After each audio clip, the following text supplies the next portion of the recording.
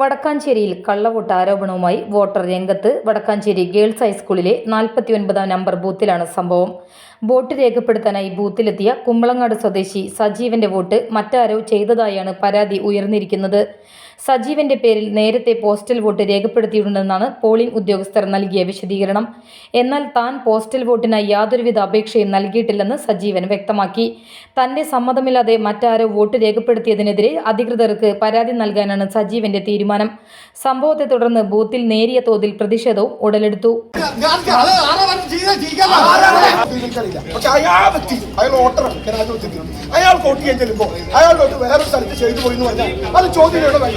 കൃത്യമായി ചോദ്യമല്ലേ, ആരാണ് വോട്ട് ചെയ്തത്? അതുപോലെ തന്നെ ഒരു വോട്ടിന്റെ ഒരു അവകാശമാണ്.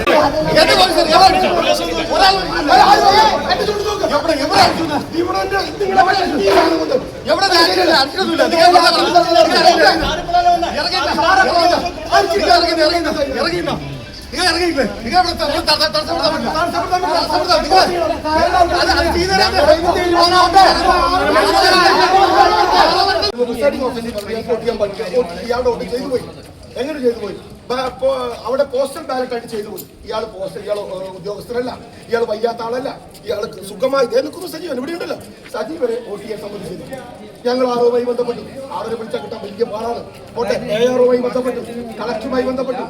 ഇപ്പൊ അവരുടെ ന്യായീകരണം ഫോണിൽ കേട്ടത് അത് പോലീസ് ഉദ്യോഗസ്ഥൻ പോസ്റ്റൽ ബാലറ്റ് അപേക്ഷിച്ചതിന്റെ പേരിൽ അവർക്ക് കൊടുക്കുക.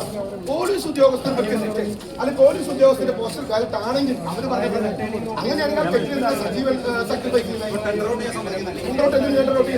എന്തിനാണ് സജീവന്റെ പേരുള്ളപ്പോ സജീവന് കൃത്യമായിട്ട് വോട്ട് ചെയ്യാൻ അവകാശമുള്ളപ്പോ സജീവന് കൂടി ഉള്ളപ്പോ പിന്നെ ഇവരുടെ ഔദ്യോഗിക വോട്ട് ചെയ്യണമെന്ന് പറഞ്ഞാൽ അങ്ങനെ എടുക്കാൻ പറ്റുമോ എന്ന് പറഞ്ഞാൽ അത് ആറോ